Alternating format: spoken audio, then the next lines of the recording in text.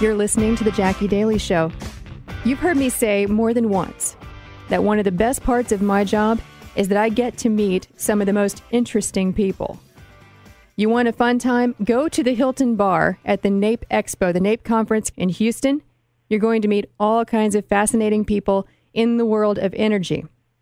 I mean, you know that guy from the Dos Equis commercial who's the most interesting man in the world? I promise you, he's an oil man. I promise. Because these are the hard-charging, risk-taking, put it all on the line, larger-than-life personalities. Many of them are self-made, and they epitomize the American dream, and that's what makes them so exciting, because they remind you that it's still alive.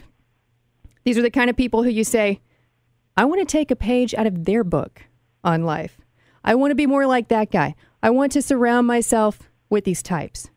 You show me your friends, I'll show you your future. So when I think about people who I look up to in this way, one of those people is the guy who I have affectionately nicknamed the King of the Bakken. I mean it with all great affection. His name is Carter Stewart.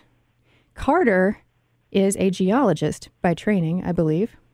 But he struck out on his own in the oil fields of the Bakken, putting it all on the line, and he has something big to show for it. So Carter, welcome to the Jackie Daly Show. Well, thank you, Jackie. Very nice to be with you. Absolutely. It's good to have you. How in the heck are you doing today? Doing super. The price of oil is starting to creep back up. Up over 50. We're about 53 almost. Right. Good. Good. That brings some security back to Texas, at least, down here where I am, I should say. Carter today is back up in Montana, up in the Bakken. That's his home.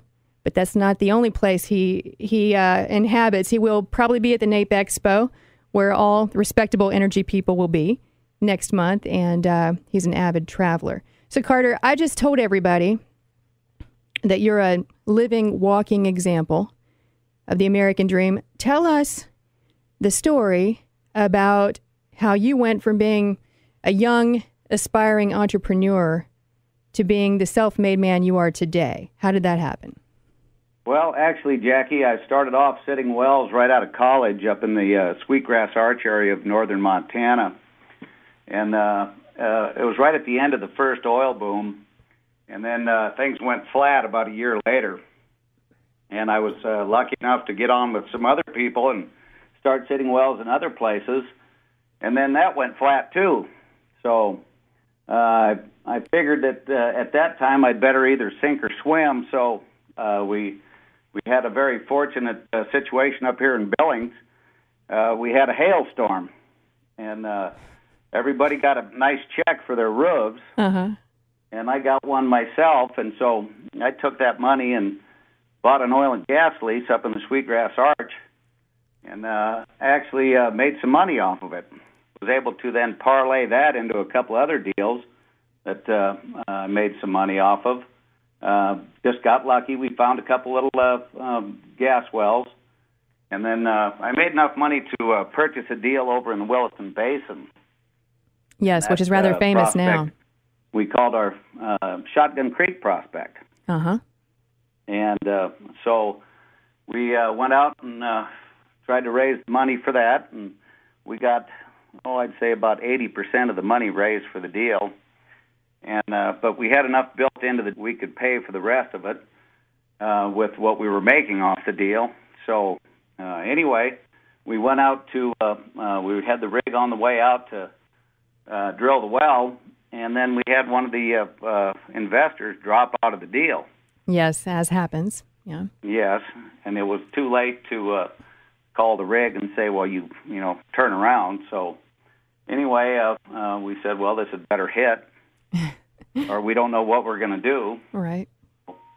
Anyway, we drilled the well, and then we got the casing set, and we went out to complete the well, and it didn't look very well. It didn't look very good at all, and the acidizer that was on the Halliburton truck told me, Carter, it's tight. This doesn't look very good. Right. So I went back to my hotel room in Culbertson, Montana, and paced all night. And I thought, well, I could sell my car and I can sell my house and I can work for 2 or 3 years, and maybe I'll get back to even. Right, right. And so anyway, I went out to the well site the next day, fully expecting to get plugging orders from the state of Montana and begin the plugging process. And when I got out of my car, my engineer walked up to me on the well site, and he held his hand out, and he said, "Congratulations." And I said, "Congratulations for what?" He said, "Look at that hose over there." And I looked over at the wellhead, and there was a 4-inch line coming off the wellhead that was bouncing about 4 feet in the air, and I could hear the fluid slapping off the side of the tank. Uh-huh. And I said, "What is it?" He says, "It's all oil." He said, "We flowed 180 barrels overnight, and it's all oil." That's the sound of prosperity, is what he was saying. I went from the lowest low a guy could possibly have to the highest high in about 5 seconds. So, and it all started with a hailstorm, an act of God, somewhere way back in Montana, right? Right. Yeah. And I just kept parlaying the money until I got what I've got today. So, which, now I've got a very nice business, and we participate in a lot of Bakken wells up here. And we went from the Shotgun Creek area down to Elm Coulee, which was really the start of the fracking in the Bakken, drilling the horizontal wells and then fracking. And what year was that, approximately? That was around 2000. Okay. Very good. So this is, give us an idea of how long it took you from the time that you began working out in the oil patch and deciding you're going to go on your own. I mean, how long did this take before all of this happened? Well, it's a slow process. I started on my own, actually, with putting together the deals in 1987, and then we made enough money just to keep our heads above water. And then in 1994 is when we made our discovery at Shotgun Creek. And then we drilled several more wells in Shotgun Creek, and most of them are still producing today. And then in the meantime, in the late 90s, a couple of Texas companies, Lyco Energy and Headington Oil, started drilling horizontal Bakken wells in what's called the Elm Coulee field in Montana. And while they were doing it over in the area around Sydney, we went out west where we'd seen a couple other dry holes out there that looked very similar to the area where Headington and Lyco were drilling their wells. And we started mapping it out, and we thought that field probably continued westward way into western Richland County, Montana. And we got lucky. We were right. We've been talking with Carter Stewart. Carter is a geologist. He's an oil man in the Bakken, and he owns a very famous stable of racehorses, including Frack Daddy and Jumpin' Frack Flash. Well, so much of this, when I talk to you and my former boss, Congressman Trent Franks, and people who do this kind of work, listening to you and how things progressed after that is that you just never give up. I mean, is that the lesson? That is the lesson. And if you talk to any of the oil men that have been on their own and made it, you're going to get that story time and time again, because you just got to keep going. And things haven't been wine and roses since then, always. We still have our ups and downs. We've still had our dry holes and our producers. So it's a numbers game, and you just got to stick with it. Well, a lot of times the hardest part is just starting off and getting your first good whack in there. Right. Well, because now you will weather the current low oil prices. What is your advice on that? You've lived through this more than once. You remember the 80s for sure. You were working at that time. People down here in Texas are very concerned. What are your thoughts? Well, the thing you have to do is just keep persevering and keep going. You can't watch MSNBC all the time and then react every time it goes up or down, which, I know it's hard to do when it drops by 60%, so, but you just have to keep going. And you have to adjust on the fly, which a lot of us, are doing right now. In fact, since Christmas, we went into Christmas and came out, and our industry was, destroyed practically, is how it felt. But everybody started adjusting right away. People started to, get rid of the things that they didn't need, that they'd accumulated when the price was up. And so that's what we've just had to do. So, and now everybody I'm talking to is basically, making plans on what they're going to do now at just a lower oil price. People want to buy because they think they can get it cheap, right? That's right. That's right. So I've talked to a lot of people that aren't going to go to the NAPE show this year, but I think that's a mistake. I think they should be there. You never know what's going to happen when you get several thousand people together in Houston. That's right. I heard that there were greater than 20,000 people registered last year, which is amazing. So right. I've been going to NAPE since just about the beginning, when it used to only be about 1,000 people. It's amazing. What was that, back in the 80s? Back in the 80s. Yeah. And it has grown unbelievably. And it's an amazing time. At a minimum, you can do some great networking. So if you're not doing deals now, if you intend to do them 6 months from now, can't hurt to meet these people. That's for sure. So that's right. Let me switch gears on you for a second, because I know a lot of people would be interested in hearing about your hobby that you do on the side, which is that you have a stable of thoroughbreds, including Frack Daddy, the horse that made national headlines when Sarah Palin placed a bet on him. So how's Frack Daddy doing? Well, we've had some problems with Frack Daddy lately. He colicked about a month ago, and we just about lost him. And so they went in and did surgery on him, and he was fine after they cut him open and fixed his guts. Mm-hmm. And then his incision got infected. So they've been fighting that for a couple of weeks, but he's doing better now. We were just getting ready to put him back into training after his injury from last year, right before the Pacific Classic at Del Mar. Right. So anyway, we're hoping to have Frack Daddy back up and training by this summer. His grandfather had won $5 million as a 5-year-old, and he's a 5-year-old this year.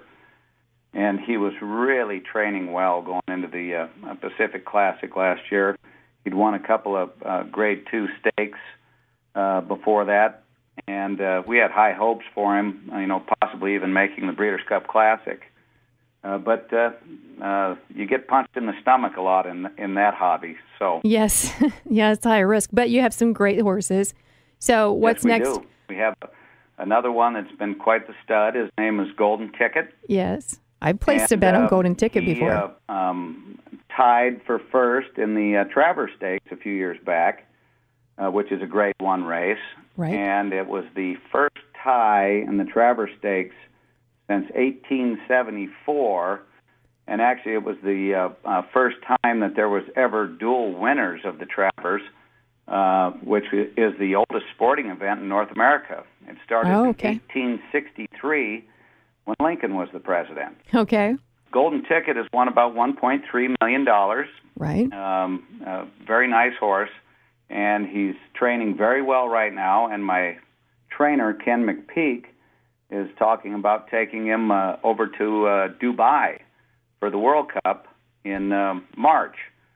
So I think I've got another trip coming up here shortly. Very good. Well, and that should be fun.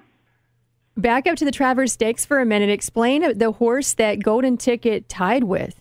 His name was Alpha, and he was owned by Godolphin Racing, which is owned by Sheikh Mohammed.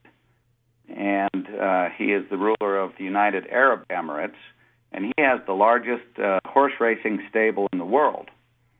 So after we had our tie there with Godolphin Racing, we named our next horse Sheikinator. Which is to say, you know who your competition is, and you're quite confident about your future prospects, which you might have the chance in Dubai. You never know, but we're not going to take Sheikinator with us. Sure. Are you concerned about a public relations issue? Maybe they might misunderstand, or maybe they might not. I don't know. Possibly. I don't want anybody to get hurt. Right. Our group of 3-year-olds that we have coming up this year, number one, we have one that's already broke his maiden, and his name is Jumpin' Frack Flash. That's fantastic. Now, did you name that horse yourself, or was that one of your friends up in the Bakken? That was actually my partner, Ken Schlenker's girlfriend, Gretchen. Yes, very good. Yes, Kudos to Gretchen. That's I quite like good. That. So it's we kept it in the oil business, yes, which I wanted to do. Right. And then we've got another one named Fracula. Yes. And then we have another one named Overriding Royalty, which is a term that's used in the oil business. Right. And explain what an overriding royalty is. That is when you buy a lease and then you turn the lease to somebody else, and you keep a little bit of royalty on it. Yes. And so that's what they call an overriding royalty. We couldn't fit in the G in overriding, so it's overriding. Because they have a limit on the number of letters you can use in a horse's name. Oh, I didn't know that. And then we have another horse that was named by my friend Marty Callner from out of Hollywood. Yes. And his name is No Dress Rehearsal. Good. And, of course, Marty was at the Kentucky Derby with us last year. Yep. He loves horse racing, too. So we let him go ahead and name one. Well, and Marty is quite the skillful bettor. Yes, he is. I was just never in Las Vegas with him this last weekend. That's the man I would take to Las Vegas. Good call. Yep. Very good. Well, that's fantastic. So, okay, so when does the racing season start? When's your first race for your stable? Well, we actually had Fracula run this last weekend, and he was in first place all the way till coming down the stretch, and he ended up taking fifth. But they're young, and they're just getting going. So right. We have some more coming up here by the end of February, and then, of course, we're going to go over to Dubai with Golden Ticket. But the young ones, it's time to get going now. Yes, very good. Well, yeah, and it's time to try to get on the Derby trail. Yes, we got our fingers crossed. We don't have anything obvious like we did with Frack Daddy, or with Golden Ticket for that matter, who just barely missed getting in on the Derby. Right. So anyway, we'll just have to wait and see, and maybe we'll get one that steps up and really starts to mature. And we've seen that in this business a lot, where somebody comes from out of nowhere and all of a sudden hops on the Derby trail. Right. Well, is there a good way to keep up with your stable of horses? Like, is that Kim McPeak's website? Or I know Frack Daddy has his own Facebook page, his own fan page, but I don't know about the rest of them. The best way is to get on Kenny McPeak's map, or his app for your iPhone, and that's Horse Races Now. Oh, that's right. Yeah. Okay. Very good. And that's the best way to follow your horses. You can put in your favorites, and then it'll call you when they're getting ready to run. Very good. Well, Carter, it has been a lot of fun talking with you. And as the racing season progresses this year, maybe you'll come back and catch us up on what's going on with your stable. I would love to, Jackie. Anytime. Very good. Thank you, Carter.